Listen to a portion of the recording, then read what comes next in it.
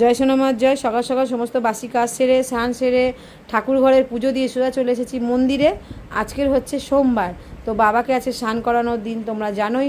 তাই বাবাকে একটু সুন্দর করে ঘি মধু মাখিয়ে নিলাম, আর বাবার এই যে জলটা রেডি করে নিচ্ছি, বাবাকে আমি স্নান দেবো। তো জল নিয়েছি, গঙ্গা জল আর অগুরু আর গোলাপ জল, সুন্দর করে বাবাকে স্নান করিয়ে দিলাম, আর একটু ফুলও দিয়েছি। এইবারে বাবাকে স্নান করিয়ে দিলাম। আর এদিকে দেখো আরও শিবলিঙ্গ আছে মন্দিরে, সেগুলোও স্নান করিয়ে দিলাম। বাবাকে এবার সুন্দর করে সাজিয়ে দিলাম অষ্টগন্ধা দিয়ে। তো ভীষণ সুন্দর লাগছে বাবাকে, আর বাবাকে যতই সুন্দর করে সাজাও আরও বেশি ভালো লাগে। তো এইদিকে দেখো বাবাকে একটা মালা পরিয়ে দিলাম, বাবার মাথায় একটা বেলপাতা দিলাম। অবশ্য বাবা একটা বেলপাতাতেই সন্তুষ্ট, বেলপাতা দিলাম। গাছের সাদা জবা ছিল, সাদা জবা দিলাম।